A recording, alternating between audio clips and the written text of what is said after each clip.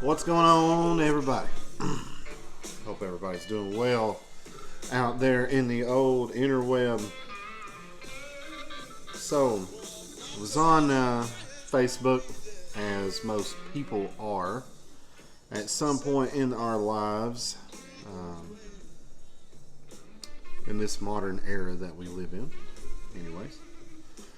And a couple months ago, I got added to a group that was Stevie Ray Vaughan fans.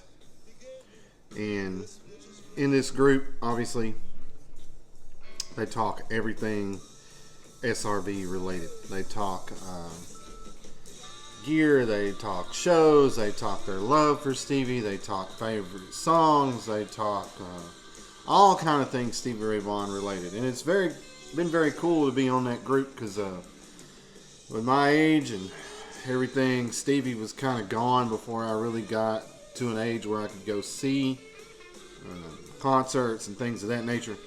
And it's cool to see people's concert photos and mementos and tickets and things of SRV. So it's been really cool. Now, we're in the third week of September, and Stevie passed August the 27th of 1990. So people have been posting about the anniversary of his passing. And one of the posts the other day was a quote from Eric Clapton about how great Stevie was. And I'd heard the quote, I hadn't heard it, but I've read the quote before, and I've read in Eric Clapton's book that he put out a few years ago that, his respect that he had for Stevie Ray Vaughan, and, so it's a known thing that he had a lot of respect for SRV. Now, in this post, there were comments to where people were saying, SRV was so much better than EC, and when I say EC, I'm talking Clapton, and Stevie was better than Hendrix, and then there was people arguing that Hendrix was better than Stevie and Clapton and vice versa. So I just want to spark the conversation and just give you my thoughts of what I think about the three of them. Spoiler alert, though, I am not going to sit here and say who I think the greatest guitar player of all time is, because it's very subjective, right? It's a very personal thing. There are guys that are in my circle of guitar players that none of those three guys are in their top 10, right? None of them's in their top 5. Like, if you're a metal guy, these guys are not going to get it. If you're, classical, or if you're one of those like shred dudes, these aren't your guys, right? So we have to agree to disagree as guitar players. So I'm going to leave my personal who I think is the greatest out of this, and just do kind of talk about what they did for guitar and how they're intertwined with each other, and how one's not better than the other as far as artistry, but you could break down technique, and we'll talk a little bit about that, and gear and things like that. So let's get into it. So let's talk the three guys that we're going to talk about: Stevie Ray Vaughan, Eric Clapton, and Jimi Hendrix, right? So this comparison is hard to do, I think, just because Clapton has more longevity than the other two gentlemen. Some of you may know, some of you may not. Hendrix died at the age of 27 in England from asphyxiation. Stories vary. His death was never really solved. That's a big unsolved mystery in the rock world. He took some sleeping pills. He drank a little wine. He had the flu. Multitude of things surrounding Jimi Hendrix's death. But nonetheless, he was 27 years old when he passed. Now, Stevie Ray Vaughan. Stevie Ray Vaughan was 35, 34, 35, and he died in a helicopter crash in 1990. And recently it had been a topic of discussion with some people with the death of Kobe Bryant recently, because their circumstances were similar. Both pilots of the helicopters were not licensed to fly in what they call instrument only. I can post down below the finding on the SRV crash if somebody wants to read it, that the family found that the guy that was piloting the helicopter couldn't read his instruments correctly or whatever. And that's kind of this case with the Kobe Bryant death. And then Clapton is 75 currently, 74, 75. Outlived both of them, played with both of them, respected both of them, had opinions on both of them. So we're going to get into it. All right, so let's talk gear. Let's talk gear first before we get into anything else, influences and all that. So let's talk gear. Jimi Hendrix. So Hendrix, his is easy, right? Once he got into prominence as a guitar legend, god, term, whatever you want to use, Marshall stacks, 100-watt Marshall stacks, plexis, and 2 cabinets. Most of the photos you see, like Woodstock, Live from Miami,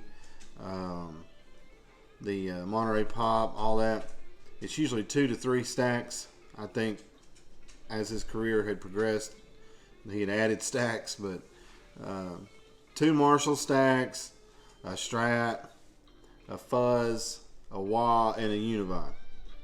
Now, I'm not going to get into what those 3 do.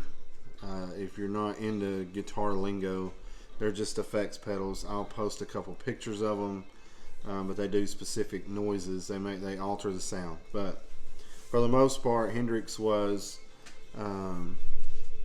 a Stratocaster, Fender Stratocaster, into a Marshall stack. And when he did that, he set the world ablaze. Like, no one had took one of those Marshalls at that volume and just shredded it through it like that. Even Clapton said once he saw Hendrix do it, he had to go out and get him a Marshall stack. And that's some of the Cream tone when Clapton was in Cream, which we'll mention in just a few minutes about that. Band. Jimmy predominantly did 3-piece bands, right? The Jimi Hendrix Experience, the Band of Gypsies. Now, Woodstock was kind of a different gig. He expanded the band for that show, but most of the live material that you see with Jimi Hendrix is going to be him, Mitch Mitchell, Noel Redding, or him, Buddy Miles, Billy Cox. My favorite era of Hendrix, and this is just personal taste, is Band of Gypsies, which would have been Billy Cox on bass and Buddy Miles on drums. The reason that I kind of lean toward that era of Jimi Hendrix is the expressionism in the music. And Hendrix, at that point in his life, you know, he kind of felt like he was just a jukebox, and he hated that feeling. So he kept wanting to expand his sound, and I think with Band of Gypsies it was a little glimpse of what we would have gotten with the experimental stuff that Hendrix was doing, with the more of him jamming a little bit and stretching his legs as he was playing live, instead of just, I'm going to play You Foxy Lady and Crosstown Traffic and such and such and so and so. In that set of music, he doesn't really play anything from his catalog except really Voodoo Child, and that Voodoo Child is stretched out. And it gives you a real sense of what might could have been, because that was recorded later on, you know, in his life. So yeah. So let's talk Stevie Ray Vaughan. So Stevie Ray Vaughan from Austin, Texas. Hendrix was from Seattle, Washington, by the way. I mentioned their places of birth just for regional tastes, things like that. Hendrix, his influence was a lot of the blues guys, the Muddy Waters, and things like that. and I'll touch on that in just a minute with all three of these guys. But his influence from Seattle is kind of interesting that he got that influence just because we regionalize music so much, like the Mississippi blues, the Texas blues, the Chicago blues, the Memphis blues, all of that. You know, we group them geographically to kind of influence people, and then Hendrix is way up in the Northwest. So that was interesting to me. So Stevie Ray Vaughan. Stevie Ray Vaughan, Dallas, Texas, like I said. He also, like Hendrix, did very minimal equipment, right? So in the early years, you can see the photos of him with a Fender Vibroverb Custom. I don't think it was called a Custom at that time. Now they're called Customs because they do what he had done to his, but it's just a small box similar to the Marshall over my shoulder, but it was made by Fender. They were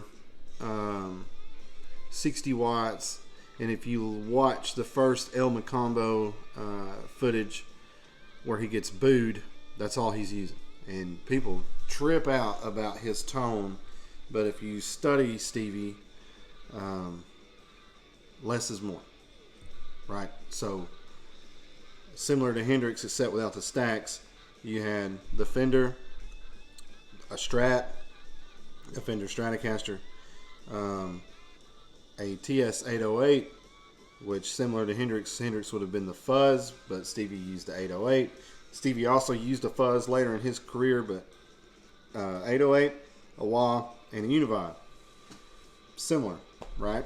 So the thing about Stevie is Hendrix is one of his main influences, and he said that multiple times, that he was influenced by Jimi Hendrix, right? So also Stevie was influenced by Albert Collins and Buddy Guy and John Lee Hooker and all these guys, right? All these great blues players that we know and we love. So yeah, so age-wise, Stevie did get a few more years than Hendrix. It is sad that these guys we didn't see them get into their later years.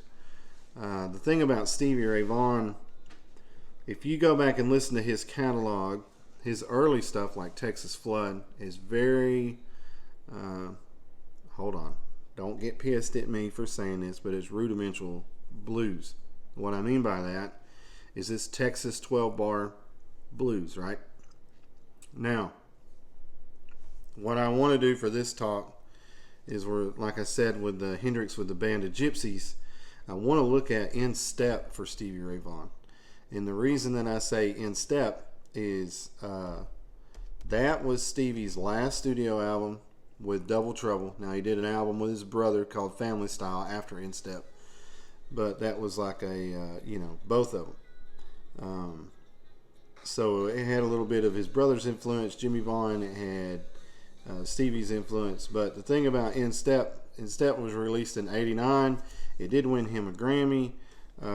But when I listen to In Step, which is not as often as I used to, just for the fact that to me In Step is very heavy in my mind, because the what if, my mind just, I can't help but to think the what if. And when we get to the Eric Clapton here in a second, I'll tie this together about the Band of Gypsies and the In Step thing, and you'll kind of get a feeling of where I'm coming from and maybe make you think of the point that I'm getting at with Eric Clapton and all this. So In Step gives us, one, we got a clean Stevie. Stevie had battled addiction for a few years, the drugs, the alcohol, the life on the road, the excess that some people fall into. Stevie had gotten into that, right? And then he was clean, he was sober, and he was playing as well. If you watch Live from Austin City Limits 1989, which if you haven't seen will make you quit playing guitar. There are a few videos out there that you'll go, all right, yeah, I'm never gonna pick one up again. Leave My Little Girl Alone from 89 Austin City Limits will make you set it down and be like, maybe I should have learned to play the flute. Anyways, I'll put a link to it. But the reason I say that is material-wise, he's talking about he's conquered his demons, but this isn't like just 12-bar blues just over and over and over. And look, people, don't take me wrong, right? I love Stevie as much as any other person out there. But when you listen to Texas Flood, there are a few songs on Texas Flood that are very similar. Now, this In Step, to me, advances Stevie Ray Vaughan to another level, right? We already know that the guy could play balls out electric guitar like no one else, right? He just plugged into something different. But to me, In Step takes his material to another level, which I'm going to tie in just a second when we talk about Clapton. So, okay, Eric Clapton. Eric Clapton, like I said, is 74, 75 now. And yeah, I'm rambling on a little bit, but here we go. We've talked about Hendrix a little bit. We've talked about Stevie a little bit. Now we're going to introduce Clapton. So Clapton, gear-wise, that he had a period like the other two guys where he did a three-piece band thing, right? Cream, we all know Cream. And that was, he set the footwork for a three-piece trio band, him and Hendrix. I don't think you can credit one did it before the other. I think they were in the realm of doing it at the same time, and they were both influential as hell. And you know, I don't think you can say, oh well, Clapton did a three-piece because of Hendrix, and Hendrix did a three-piece because of Clapton. I just don't feel like you could do that. I think that's just how it happened, right? So, gear, like I said, Jimmy influenced Clapton with the stacks, and then later on in Clapton's career, he used the smaller Fender amps. I don't think it was influenced by anybody, but in this conversation, except for Buddy Guy, and we'll touch on that in just a second. So, with all three guys, you start to see the similarities, right? You start to see gear similarities. They're very minimalist. Even to this day, Clapton, which I'm going to go see Clapton in a week or so, and I'll do kind of an update review of that show. But from what I've seen from photos, it's a custom shop 57 twin reissues, two of them, a guitar, and of course a Stratocaster, and a wah. Now, Clapton's guitar does have a boost built into the guitar. That's a completely different conversation, but when he rolls his volume all the way up, it's got a little switch on it that activates, basically, it makes the guitar louder, so it'll drive the amp harder. So you could say he's using a boost pedal. It's not on the floor at his foot, it's actually on his volume knob. They're kind of cool. I tried to put one in one of my guitars a few years ago, and it was a pain in the ass, so I didn't do that. I don't know why Clapton likes it so much. Like, you have to put a battery in your guitar. Anyways, that's kind of off topic, but it's kind of weird. Like, I would just use a pedal and be done with it. But that's why he's Eric Clapton. I'm not. And that's why he's famous, and I'm sitting in my kitchen talking about music. Anyways. So, let's talk influences. One common thread that all three gentlemen have, without getting into every influence that they have, is Buddy Guy, right? So Buddy Guy is still with us. Buddy's in his 80s. If you've never seen Buddy Guy, get off your hind parts and go see him if you have a chance. He's the last original blues guy out there on the road now doing what he's doing. But Hendrix said that after he saw Buddy Guy play guitar, that's how he wanted to play guitar. We all sit here and talk about Hendrix playing behind the head, behind the back, between the legs and all that. Guess where he got it, ladies and gentlemen? Buddy Guy. And if you don't believe me, look it up. If Buddy Guy had left and gone to England like Hendrix, we would not be having this Hendrix conversation as much as we would. We'd be talking Buddy Guy. Regardless, for this conversation, we're linking the three gentlemen that we're talking about together with Buddy Guy. Stevie Ray Vaughan got to Buddy Guy through Jimi Hendrix. So if you do like 6 degrees of separation, it's like Stevie, Buddy, Hendrix, or Stevie, Hendrix, Buddy, right? And then Clapton, however, the guys in England, like, I've never understood how the English got a hold of blues music like they did. And us in America, of course, this is way before my time, but us in America were ignoring it because of our social climate and just the ignorance that we had going on at the time, because it was predominantly African American driven music, that we didn't pay attention to it. But the English did.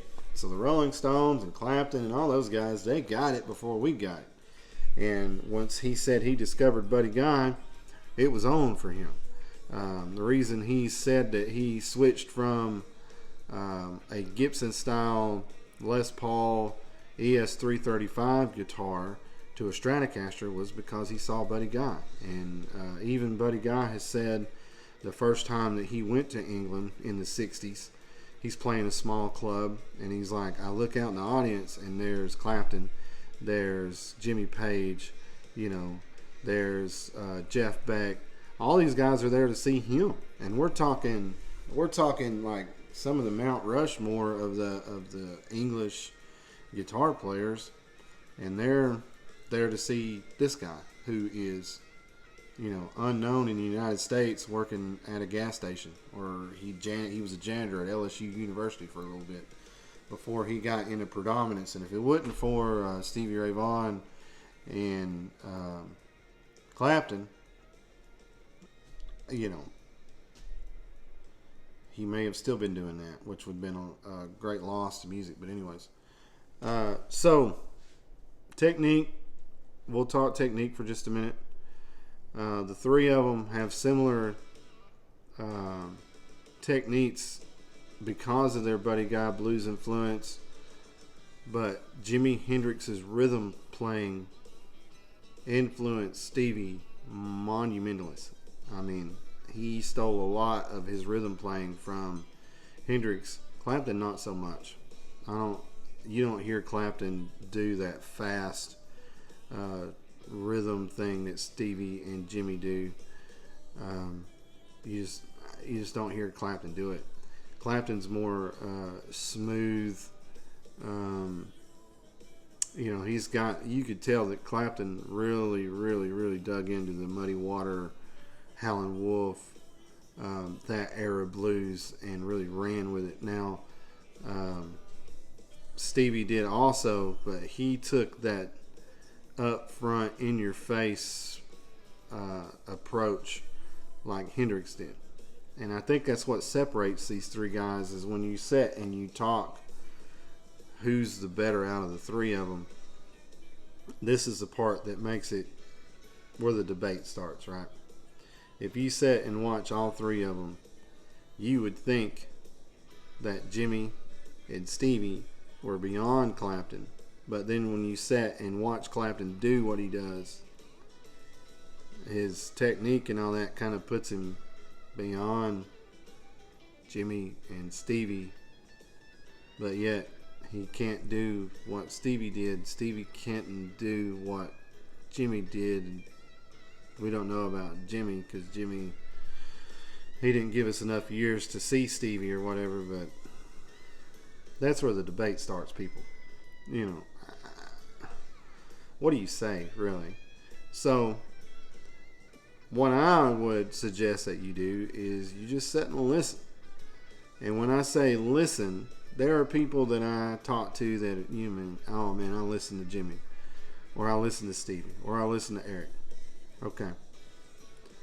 And I'll say this, like, you hear them, but do you hear them? Right?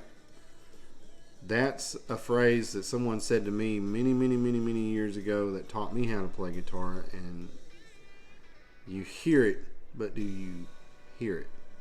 Now that sounds like some philosophical hippie talk, but it's the truth, people. Like, when you hear Jimmy, do you hear what he's doing? When you listen to music, are you hearing what the artist is giving you?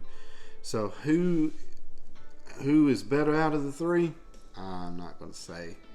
You can't say. These guys, if there was a Mount Rushmore of guitar players, at least one of the three would be there along with B.B. King. B.B. King is an absolute, right? Which, the smoothness that Clapton plays with, that's where the influence comes from, right? He was a huge B.B. King fan. And really, I should kick myself in the ass for not mentioning him earlier. I'm just sitting here spitballing this, and I didn't script it out. Obviously, I don't ever do that, but how could I not mention B.B. King's influence on Clapton and then talk about Clapton's technique? I'm just an idiot. But what I want everyone to do is to listen, right? Listen to Hendrix's version of Voodoo Child. Listen to Stevie's version of Voodoo Child. Clapton has a version of Voodoo Child that he did with Steve Winwood from Madison Square Garden. And that version of Voodoo Child is the version that Hendrix did on Electric Ladyland, which is a completely different version than what Stevie Ray Vaughan did, that we all know that is the version of Voodoo Child. Rewind that and let's do it again. People don't realize that there's two versions of Voodoo Child that Hendrix did. There's a slow blues version, and then there's the wah intro Hulk Hogan Rip Me Off version that we all know. Stevie did that version. Clapton did the first version. I'm not going to ramble on that again. So, one thing I can say. Who is the greatest? I'm not. But one thing I can say is I'm thankful that these guys gave us the music that they did. For my guitar playing in my life, all three of them, I was late to the party to Hendrix and Stevie. I can remember the first time I ever heard Stevie. I cannot remember the first time that I ever heard Jimi Hendrix, and I can't really remember the first time that I heard Eric Clapton. But I could tell you the story of the very first time I heard Stevie Ray Vaughan, and it's like a memory that I just have. And then when I heard that he had passed, it hit me like a freight train.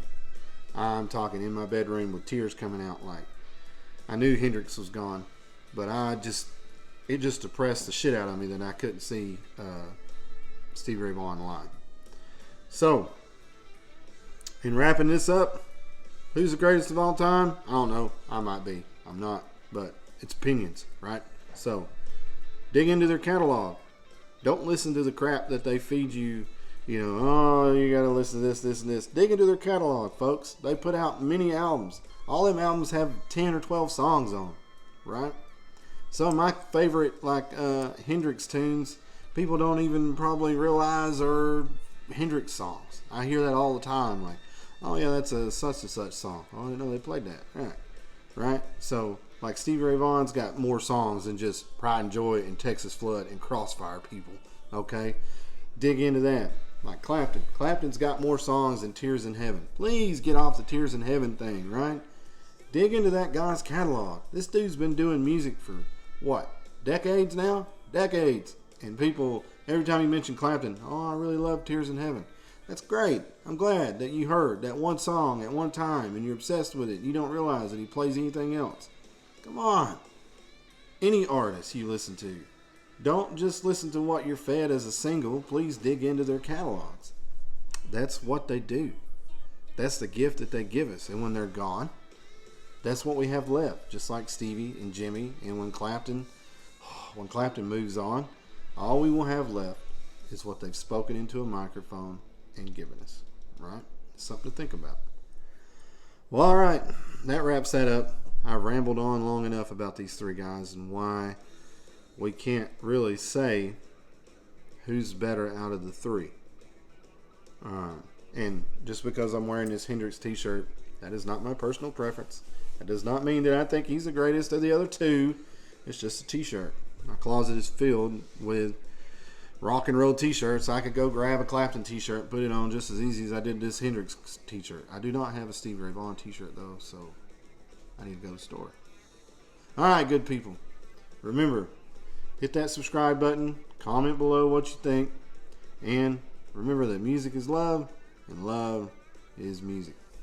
Stay safe, everybody.